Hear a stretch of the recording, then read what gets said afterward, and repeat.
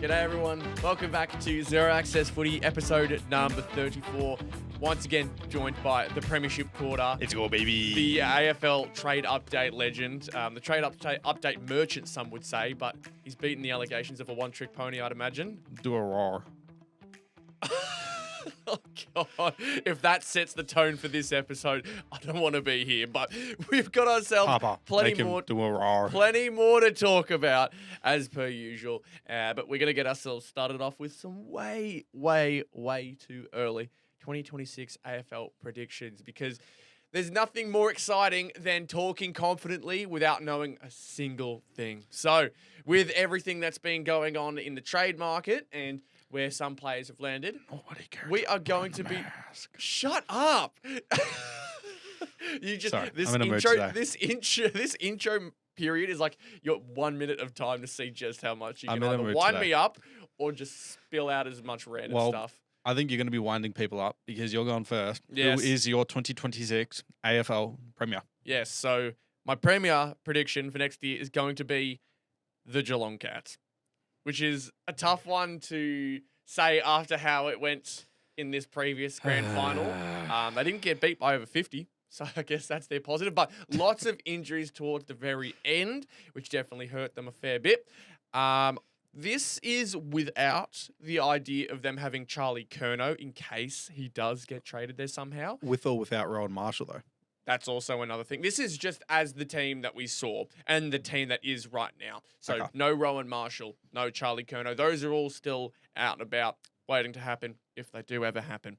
But Premiers for 2026, I've gone with Geelong. Again, it's the experience, it's the structure, it's the way that they keep coming back and producing fantastic seasons. They're held up high with a fantastic head coach, and I think they are the type of team to kind of roll off a bad performance and a bad end of year like that. And it's not like their team is ridiculously old. I mean, they definitely got some older players in there. Paddy Dangerfield being the headliner, I guess, of that older guard, but They're a fantastic team at retooling their list every single year. every single They year. don't wait and see what happens, and if they do, they change the way they play instead of the way the team structure is. Mhm. So I think in terms of what Chris Scott does, it's the best in the business. It's not arguably, it is the best in the business. I'm just going to be really interesting to see how much of a first year improvement with Bailey Smith is able to last into next year, because whether he's able to sustain that will be a big thing with this midfield. James Warple, they're getting in. I don't think he changes much. I don't think he changes much And either. then, I but mean, depth is always helpful. yeah, it also depends who they get in, because if they don't go for Curnow and they do miss out on Marshall as well, I'm not trusting this team because That's I just fair. don't see that hole in the midfield being fixed. But Marshall would change that. I think so too. I agree with that. But as the team goes right now, yeah, you are banking on a Bailey Smith Brownlow podium finish again because, yeah, 29 votes got him third place. Max Holmes and Bailey Smith, though, are still fairly young. You don't see those guys losing their step anytime soon with the way it's going. I think that these guys have what it takes to take it back. I think last time they played in a grand final, they did miss finals. So there is, and I always Correct. have that thought of what if this team ends up going on a bit of a drop-off after fighting so I'd love hard to to get to fucking the see top. it. Yeah, I'd love to honestly, see I it. would too, but it's always something with Geelong. Yeah. So way too early prediction based off of almost pure vibes. We love our vibes here on Zero Access Footy. We're going with Geelong. What's your vibe pick? Or maybe your well-informed pick? Brisbane. Yeah, 3P. which makes sense. I've called I it feel like all that's year. really easy, though. Nah, I've called it all year that Brisbane are going to win, and I've called it all year that Brisbane are going to on a three-peat. I've said that they're just copying what Hawthorn have done in the mid-2010s. You did do copying as in their game style or just copying the 3P? Copying the three-peat, lose to a really good team in the first grand final they make. Obviously, Hawthorn had 08, but that was a very different team anyway. And then you go on and win 3 straight after that. And I think that's very much prime time for exactly what's going to happen. Well, yeah, they're doing it right now, basically. Yep. And you know what that means? Who won after the Hawthorn in 2016? Port. Hawthorn in 2016, the Dogs. Yep. Biggest streak in the AFL in terms of not winning a flag. Coming up in 2027. Oh, don't say St Kilda. Shut up. You think your team is either going to stop or succeed or secede these guys' dynasty. Yep. Shut up. I hate Saints fan and optimism. then Gold Coast do a Richmond of 2019 and 2017 to 2020. You think Gold Coast would be the next dynasty, Yeah, would you? and then Hawthorn win 2029. When do North get in? Yeah, funny. Hey, ChatGPT. I still remember ChatGPT told me that North have a better chance of being a dynasty than St Kilda. ChatGPT also creates artificial things, mate, like North winning a three-peat. No, I trust ChatGPT with my life. Yeah, we should probably get back to Brisbane, but I mean, they're getting better, and they just won a flag. Yeah. So I know it's not a crazy prediction to make, but I've been on them for a while, and I'm not hopping off yet. You really can't. Adding Nah. Oscar Allen, adding Sam Draper. Yeah. How can you jump off? Even if I don't like Sam Draper, they're getting back Jack Payne, they're getting back Noah Answorth, they're getting back Keaton Coleman, they're getting back Tom Dodé. That's like 4 key defensive pillars. If they stay healthy. Yeah. It's more like they lost Archie and Starcevic. How much do you rely on those guys? Archie, They're replacing them with another top 5 player in the draft anyway. Like they oh genuinely, my God, you're right. they Oh. genuinely are getting in an All They're Australian going to be full the first forward. four-peat. They're going to be the first four-peat, aren't they? Technically second, but we don't consider that Collingwood one. When did the Collingwood happen? Like 1920s. Oh, Yeah. In the AFL era. Yeah. Third three-peat, first ever four-peat. It'll probably happen. I'm I'm actually not looking forward. I hate that. Yeah, they've got such a good guard of older blokes and younger blokes, and oh my God, we're gonna be held over by Queensland for the rest of our lives. Here's the thing. God, I hate you. Let's move on to the next one. Biggest faller for me. This was quite easy, purely because of how this season has gone, or this off season really has gone. And for me, my biggest faller is Melbourne. They have obviously lost so much talent. Mm-hmm. They're going to have a lot of young blokes to take over the guard. But for me, it looks like they're about to have a Richmond-type season where they can definitely pull out a win or two. But led by maybe a little better because of Max Gorn leading the helm. He's still a very, I guess, there's a word I'm trying to think of, but I hate when I get to this point and I'm trying to think of the right word to use. He's a fantastic leader, and he can definitely take this team to some wins that they absolutely shouldn't get themselves into. But so far, they've been doing the opposite of that. So do we see another season where they're on the poor side of the coin, where they're on the bad side of the close games every single week? I don't know. But I mean, when they you're were for a captain, lot of this year as well. exactly. But when you're captain, Naz. but when you're shut up, this Saints fan optimism is really messing with my head. I'm not used to it. The North finishing 10th optimism was The North ruining doesn't me. have optimism right now, and you know that. Yeah, but I mean, North women's do, but yeah. that's they about do, it. absolutely. They are fantastic at the moment. But in terms of this side, Melbourne, they are very much on the downtrend for me.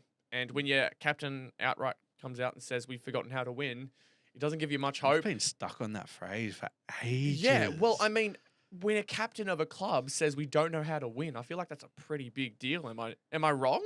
No, because it has happened.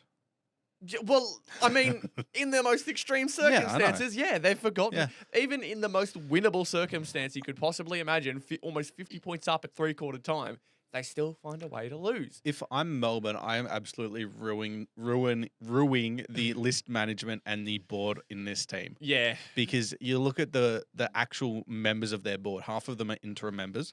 They still don't have a CEO and a definitive president. They just got in a coach within the last month of AFL football, which is ridiculous. They should have done all of this last year. Exactly. When the That's writing always was on going to be the wall. big thing for me. Because- This should have been a year earlier, and now we're about to see them lose out on the benefits of if they did it a year earlier. Because they seem to have trusted themselves enough to get them back to 2021 success. But clearly, after how this season went, they realised, okay, this ship has sailed a long time ago. And it's just annoying that we've only realised now that we've gone off the beaten path. So Yep.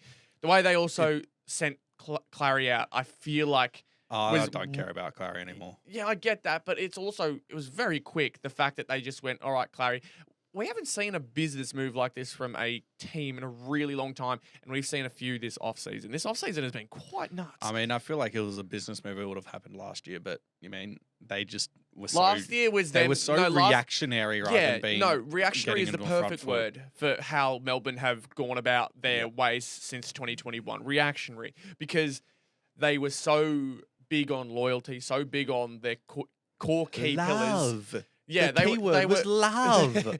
Their core players, they were so keen on bringing them Mhm. back to glory together that, they were blinded by it. They were blinded by their future success that never was to come. Yeah, So much so that when they realised, they went, oh no. my only query is they've already fallen. How much further can they go? So I think that's my only bottom doubt two. with that. Bottom two for me. Okay. Well, I believe mine is the Adelaide Crows. That makes sense with the way their season ended. Absolutely. And I'm sorry to do this to you, Riley, but you're going to be playing with a lot more duds next year than you realised.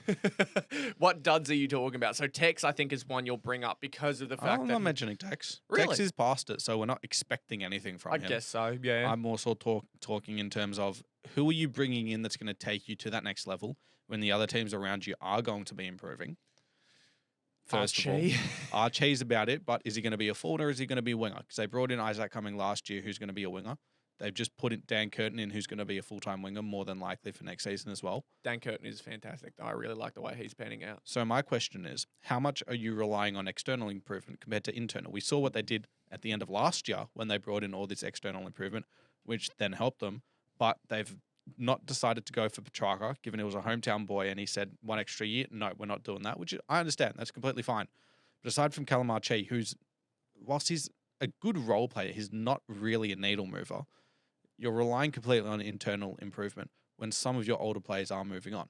And are you going to get the same year from Mark Keane? Are you going to get the same year from Josh Worrell? Probably with Worrell. Debatable with Keane. Keane is very debatable. I think, are you going to get Jordan Dawson being his consistent best? Because we didn't see it a lot this year. He was great for most of it, but when they really needed him, he fell off in finals. In finals, I was going to say, because during the regular season, he was there whenever they needed him. Yeah. But finals, different story. And then the final thing I want to say is, how much does this Isaac Rankin stuff affect them? Because they really mismanage that in every way possible. Absolutely. Not just them, the AFL in general as well. Well, it's less on the AFL, more on the Crows. True. In terms of how they True. The handled AFL's him. reaction, though, did feel very strange considering, especially because it was like Snoop Dogg was coming in and there was the point that like you're going on about Isaac Rankin and all this stuff, yet you're bringing in Snoop Dogg who said some pretty awful stuff in terms of modern day context. But of course, it's always a different thing putting someone's words from the past into context now. More so the fact that, Adelaide very much mismanaged this. And it does make you think, last year in 2024, they were a bottom 4 side. So they're kind of, they could be having a very up-down. Oh, no, I just realized what I did. 6-7. No, I promise I'm not doing, I somehow do something very similar like easily that. finish 6-7 next year.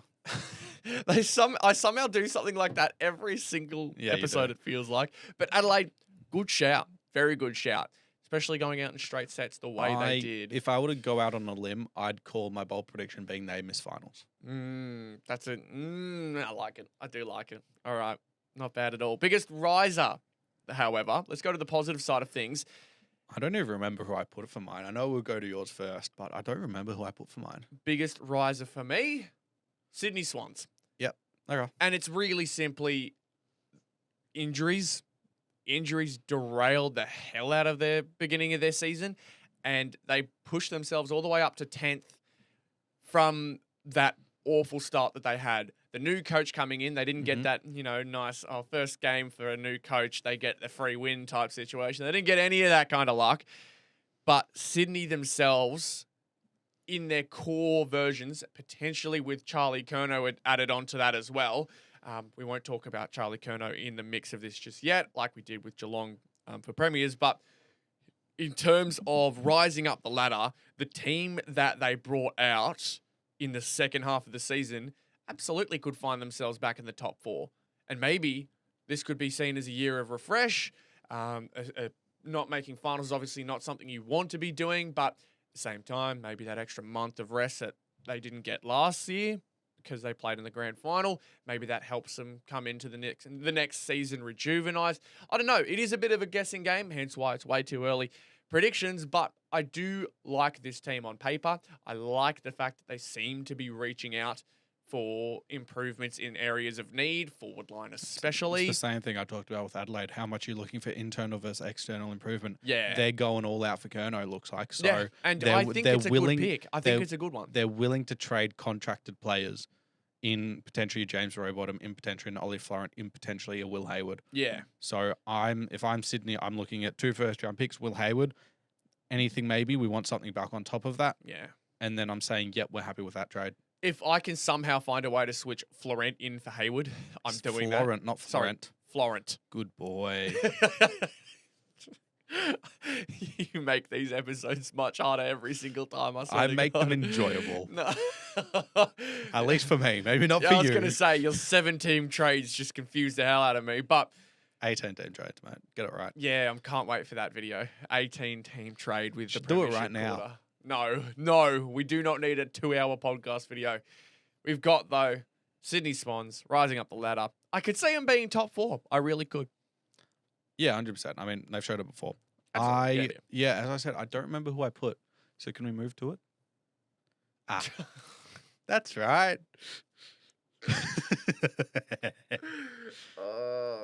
Got you all along. Hook, I hate line saying and sinker. optimism. This is awful. I hope if you guys miss finals, you'll never hear the end of it. I'm just letting you know that. If you guys don't miss the bottom 4, you'll never hear the end of it. If we don't miss the bottom 4. If we miss the bottom 4. If we don't. So if we're in the bottom 4, you'll never hear. Yeah, I get it.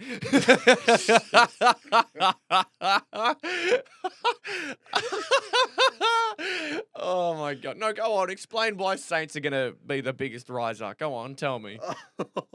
That was one of the Rhys moments of all time. That was one of the moments. That was one of the moments of all time. That's a clippable moment right there.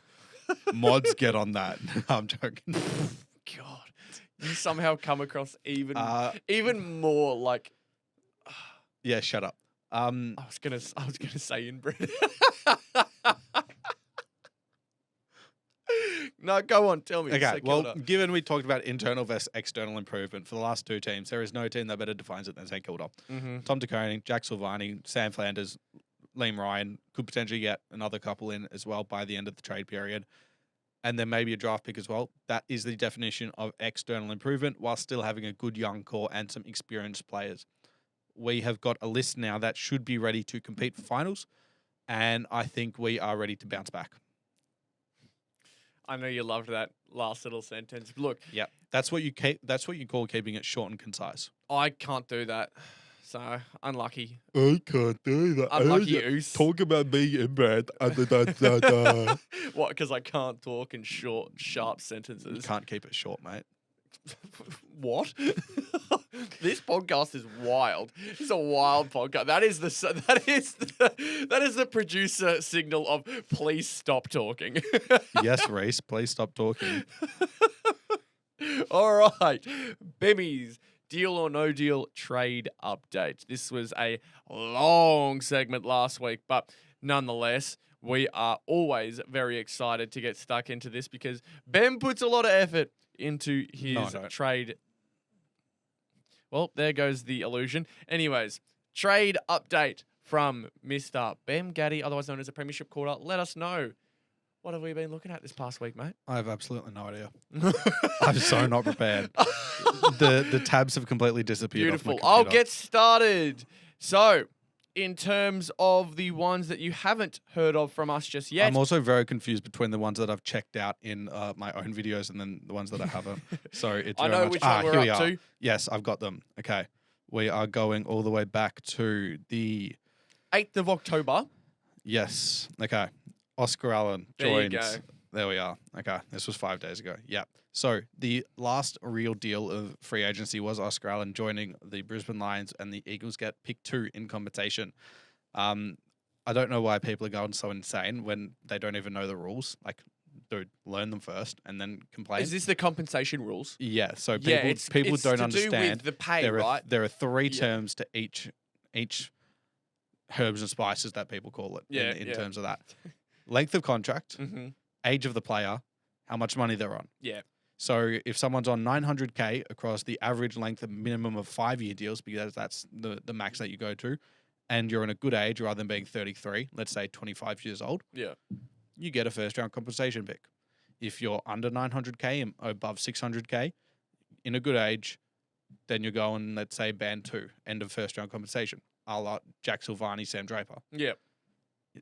You could be on $899,000 on average, or you could be on $900,001, and that's what gives the difference. Yep.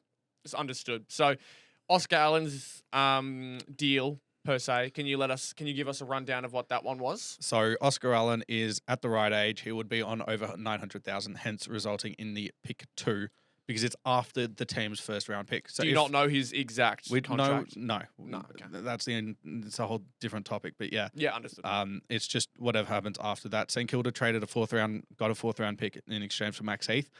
Given Will Brodie, that we'll talk about very soon, got a 6th round pick. I was kind of surprised at this. But, Can't complain. no, we got something.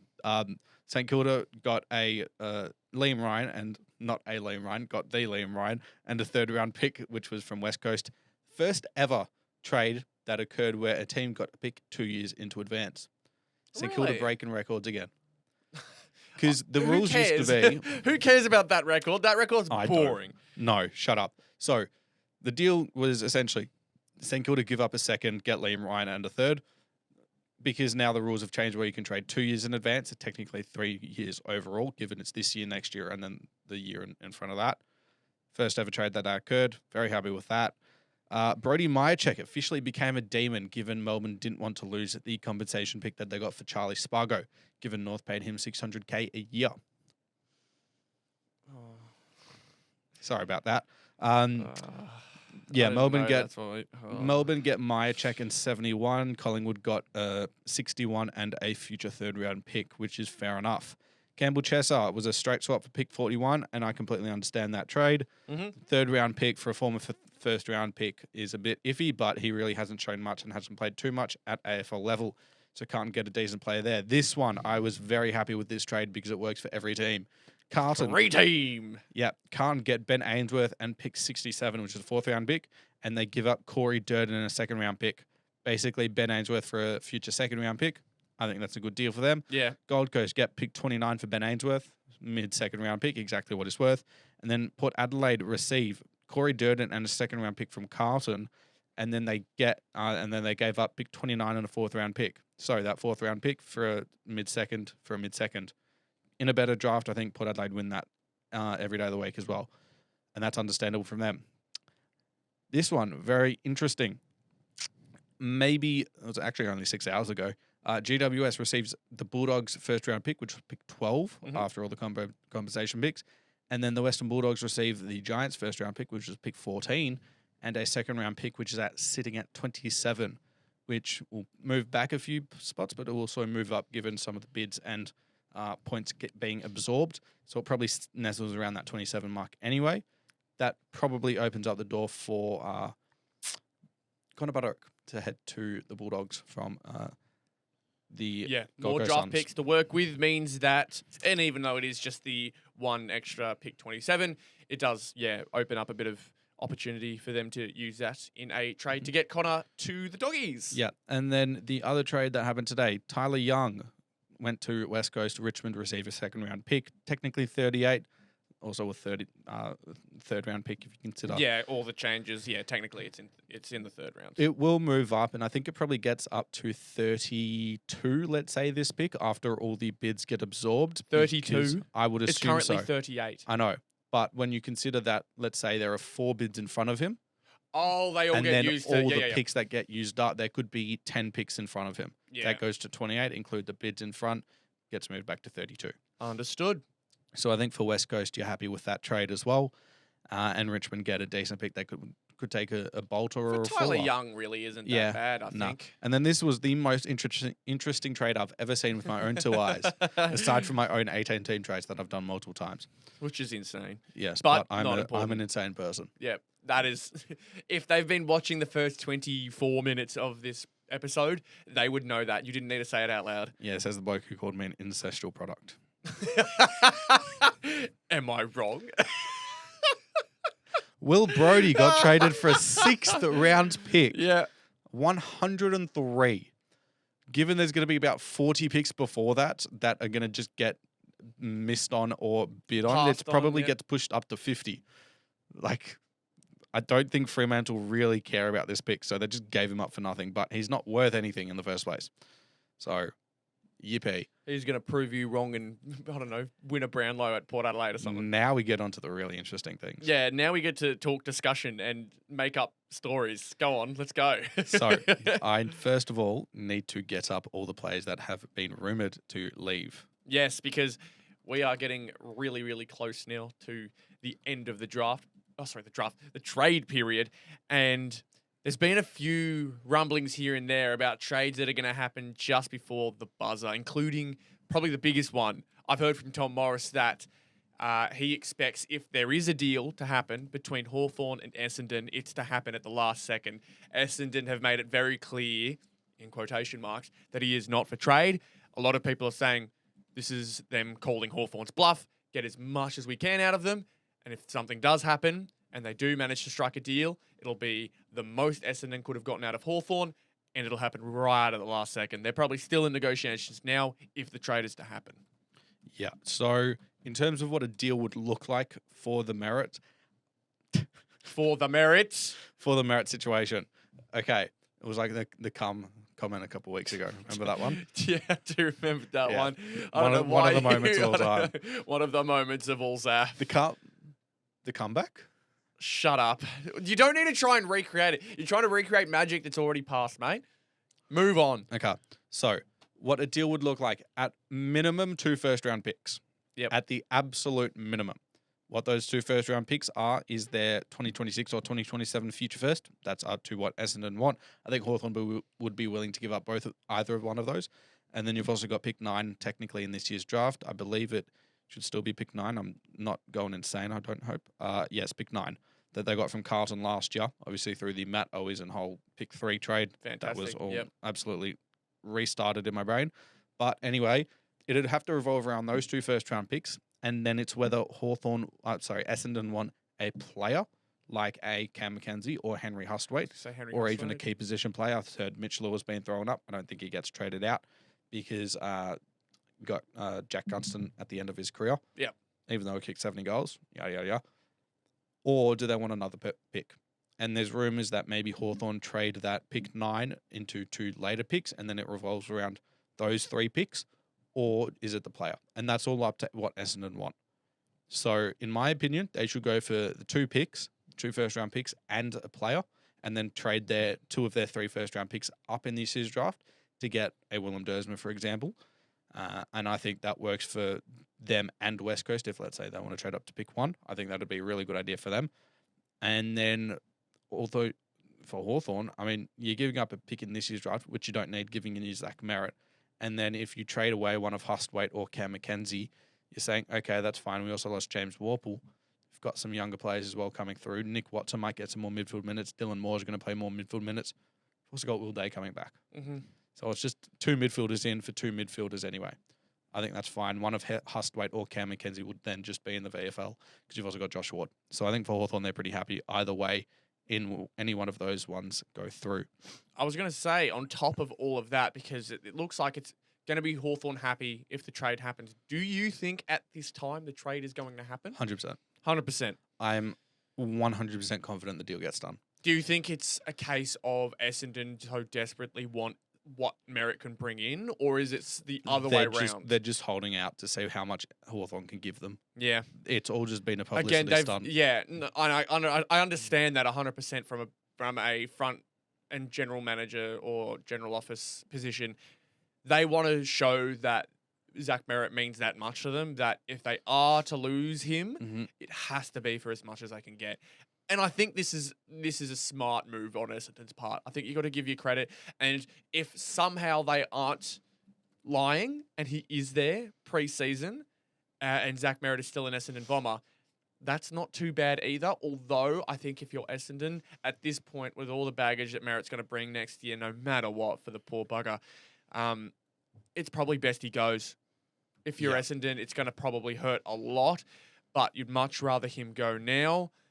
and get as much as you can from it, then God forbid he have an awful season because of all the negative talk around him, or potentially the It's also worst just of the gonna worst be of another year injury. older. Yeah, it's another year older as well. So for Essendon's sake, hope that he goes. Who should I go to next? I've got an option of Clayton Oliver, Jack Steele, or Rowan Marshall. Pick a player.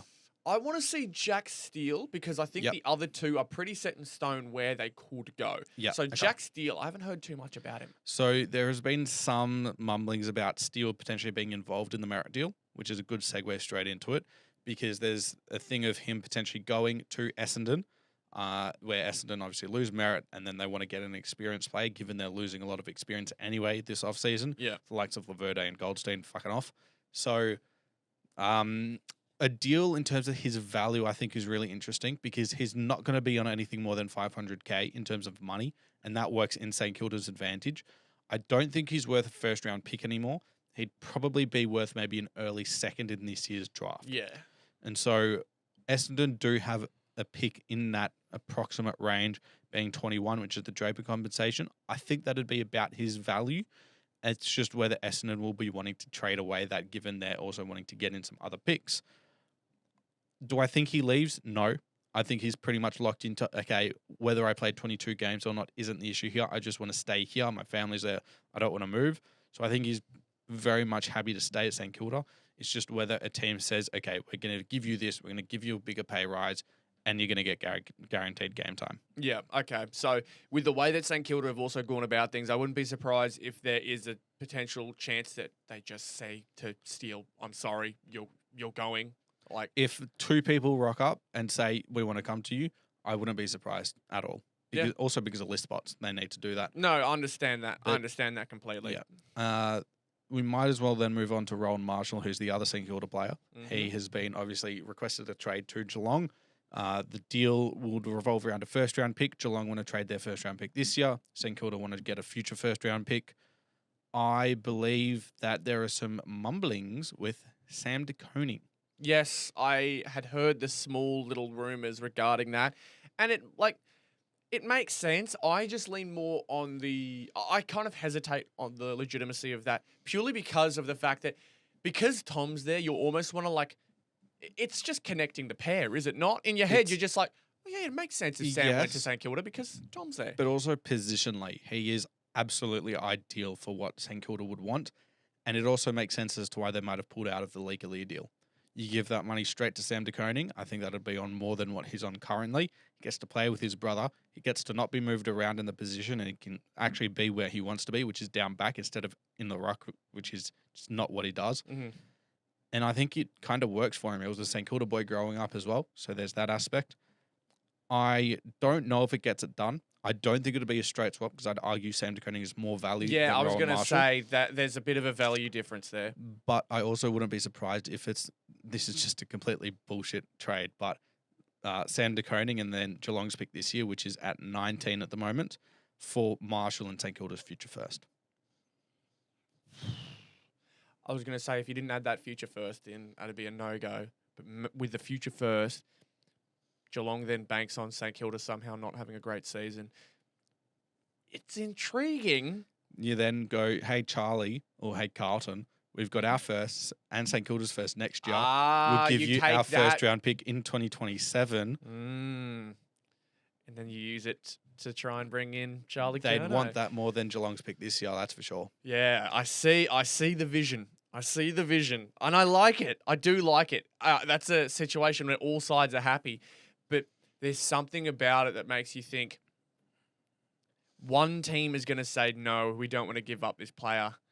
I don't think it's going to be St Kilda. I think St Kilda will be completely fine with giving up Rowan Marshall, especially if they bring someone in at a more needed position. Geelong is kind of where I see it because Tom Stewart is in their back. Jack Henry's decent. They've also got Colin Jasny, who didn't play most of the year. And he'd just come in and fill that spot, given Henry and Sullivan are right there. Yeah. So for Geelong, that Sam De Koning position isn't really what you need anyway. It's also just that they very much would love Rowan Marshall as a ruckman. Could you imagine Geelong incomings this year, James Worpel, Rowan Marshall, and Charlie Curnow in exchange for their first round pick this year, Sam DeConing, and their 2 future firsts. I think they all benefit from it, but I think someone says no somewhere along that line. It won't be Carlton, of course, especially if they can get something out of Charlie Curnow And now. maybe include like Ollie Henry or something. Maybe. To Carlton. Just spitballing to get Carlton extra value. Yeah. Because they probably want to play. Yeah.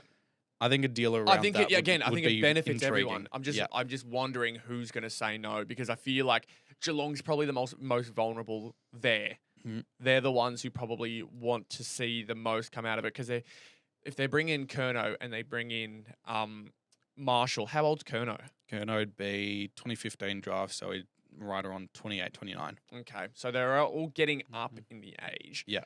I'm Still got interested, probably 5. but it's more effectiveness, Mm. right? How Kernow's already shown signs of being a little less effective. Rowan Marshall's getting further up there, and there's a reason why you took out him for TDK. I'm trying to see what could stop Geelong from doing it. I'm thinking it could be that. So that's Yeah. an interesting scenario. Very interesting. Let me know.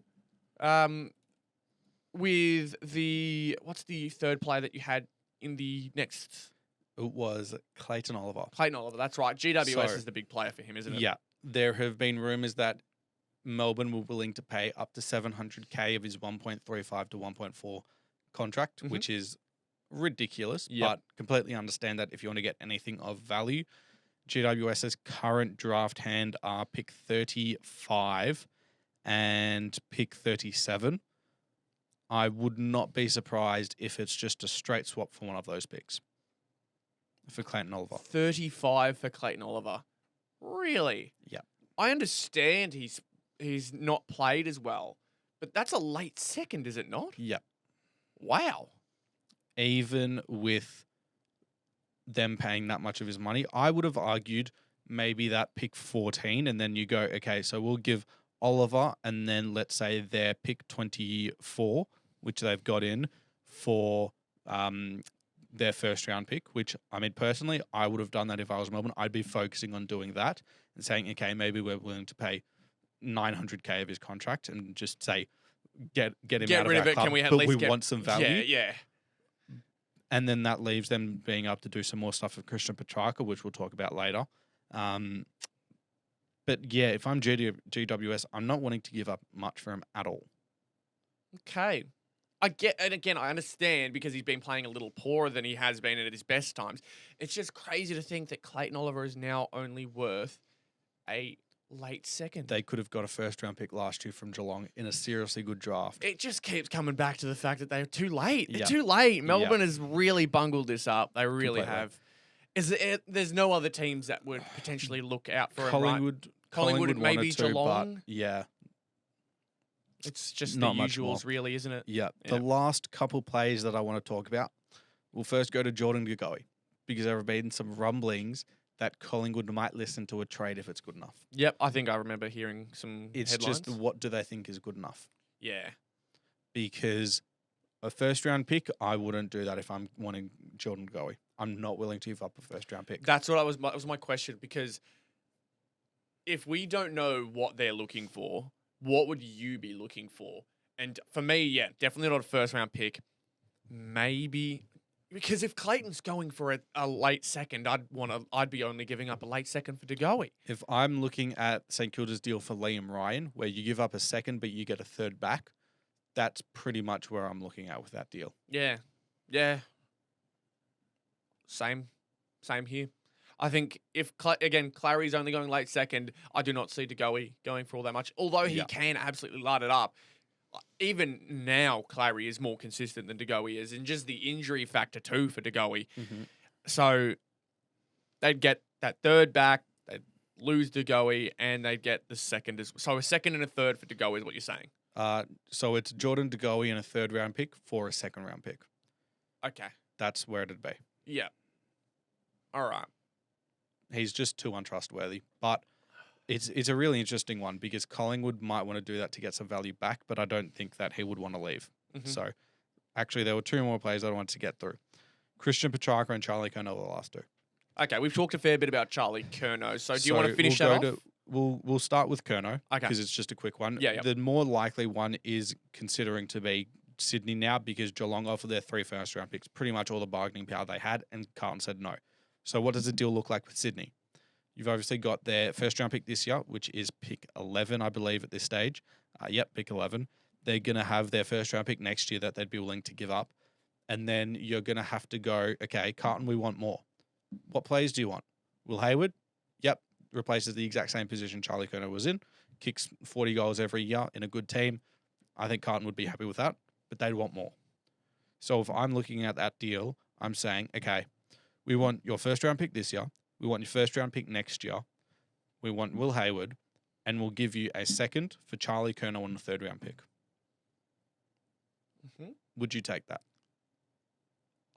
I think I would. Repeat the whole thing again. So Charlie so I can really Curnow and a third-round pick for Sydney's first-round pick this year, which is at pick 11. Mm-hmm. Sydney's first-round pick next year. Yep. Will Hayward, Mm-hmm. and a second-round pick next year as well. So a first and a second, and Will Hayward for Curnow and a third. Mm-hmm.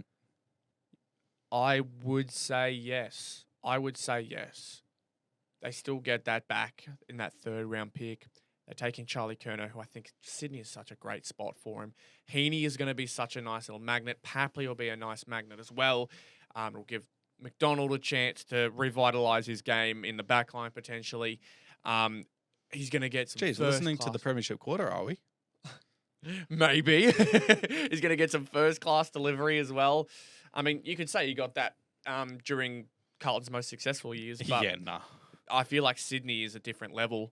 Goulden, Warner, Heaney, Blakey. Blakey as Yeah. well. Blakey off the halfback. I always forget Blakey. I always do. Bad boy. Yeah, Lizard. He's a fantastic player that is snake. getting, for me, more and more underrated. More and more underrated. Yeah. Especially this last year. If I'm was all Charlie for him. Curnow, I'm making sure I get out of Carlton. And Yeah. if I'm At this Carlton, point, it has to be out of Carlton, surely. but then with that deal, there'd be more because Carlton don't want those 2 first-round picks, so they'd have to trade those both back. I think they will, and I Yep. think they'd be wanting to get a first-round pick in next year's draft. They'd potentially go for like a later pick in the year's draft for the bid, and then a future first-round pick. Last player, Christian Petrarca, Gold Coast, picks That's his 7 and nomination. 8. You know where everyone got that from? Me. Well, the industry leader. He's back at it again. The Premiership quarter is the greatest thing you'll ever say. Yep, okay, that's enough.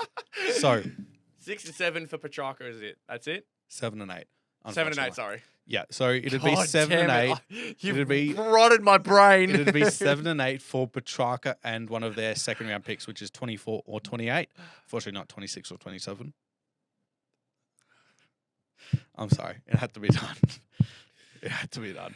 So, if I am Gold Coast, if I am giving up picks 7 and 8, even though I'm getting one of their second-round picks back, I'm saying to Melbourne, pay $300K of his contract, handshake deal. Fair. If they're willing to do it for Oliver, they're willing to do it for Petrarca. and that was my reasoning. If they can do it from Oliver, they're going to do it from That was Petrarca. your reasoning. That was my reasoning. No, I took that. That's mine. No, that was the Premiership quarters. But no, that's what I was about to mention. Yeah, Is what I was good going to say. boy. Shut Okay. up. Well, that is literally every player. Facts.